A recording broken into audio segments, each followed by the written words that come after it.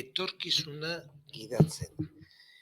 Irudikatu ikasgelara sartzen zerala eta zure aurrean datozen urteetan mundua aldatuko duten pertsonak daudela. Batzuk seguru dabiltza, beste batzuk zalantzaz. Batzuek ahotsa dute, beste batzuek oraindik topatu ez. Eta haien artean, gaur egun oraindik izena ez duen ofizio bat, profesionalduko duen norbait dago. Ia arkitektoa, etika sortzailea, hizkuntza algoritmoen diseinatzailea, agian giza emozioak teknologiarekin konektatzen jakingo duen norbait. Galdera da, prest al gaude bide horretan gidari izateko? Adimen artifiziala gure atean dago, ez dator etorkizun urrunetik. Ja, esertzen da gure ikasgelako azken bankuan, eta gure ordenagailuan zai dago. Batzuek iraultza ikusten dute bertan, beste batzuek mehatxu bat.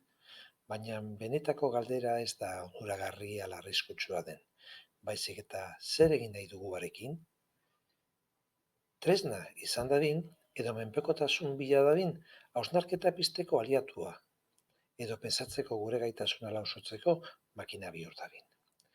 Eta hemen sartzen gara gu, irakasleok. Ez teknologiarekiko beldurrez, ez liruraz baizik, eta konpromiso batekin, gure ikasleak, etorkizunaren erabiltzaile pasibo bihurtu ordez, etorkizun horren sortzaile kontziente bihurtzea. Hori da gure erronka, eta baita gure aukera handiena ere. Orain, pentsa une batez, irtenbideak baino gehiago, aukera bat irekitzen dela gure aurrean. Imaginatu, irakasle bakoitzak, alboan, laguntzaile isil, nekegabe, beti prest dagoen bat izango balu. Ez ordezkatzeko, baizik eta eskatzeko. Zer gertatuko litzateke? Eguneroko lan mekanikoetan galtzen dugun denbora, itzule egingo balitzaigu, gure ikasleen begietara begiratzeko? Imaginatu galdera bat ulertzen ez duen neska horri arreta emateko tartea dugula. Bere zaletasuna oraindik aurkitu ez duen mutil horri aukerak zabaltzeko denbora dugula. Hor dago, iaren lehen promesa handia. Denbora itzultzea gizatasunarentzat. Eta ze gertatzen da ikasleen ikuspegitik? Imaginatu bakoitzak bere ritmoan ikasteko aukera izango balu. Presiorik gabe. Zalantzak azaltzeko askatasunez. Eta 24 ordu zain dagoen laguntzaile digital batekin. Hori da, iaren bigarren promesa. Ikaskuntza personalizatua, ikasle bakoitzaren erritmora egokituta. Eta adi, ez da etorkizun urruneko amets bat. Notebook LM, Teachable Machine, eta beste hainbat tresna dagoeneko gure geletan daude.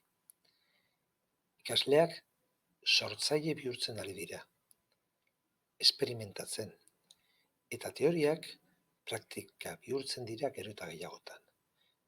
Eta hemen dator mezu indartsua. Ia, ez dago soilik tresna teknologiko bat.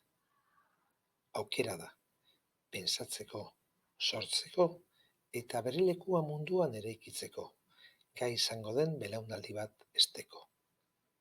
Ez gure lan ordezkatzeko, baizik eta gure bokazioa berriz pizteko. Baina historia guztiak bezala, honek ere badu bere alde iluna, eta irakasle moduan ezin dugu soilik promesak entzun. Zer gerta liteke ia ultralagun baten roletik kontrol isil bihurtzen bada? Zer arrisku du gure ikasleen datuak esku okerretan amaitzeak? Nork kontrolatzen du algoritmoen irizpidea? Baina bada arrisku handiago bat, ia ikusezina, baina itzal luzea uzten duena, sedentarismo kognitiboa. Alegia, galderak egitetik erantzun automatikoak jasotzera, igarotzen geranean. Gure garunak ez du gehiago borrokatu behar, ulertzeko, interpretatzeko edo sortzeko. Eta erantzunak, kanpotik datozenean, barruko haultzen da. Denok ezagutzen dugu erabili ezean galdu printzipioa.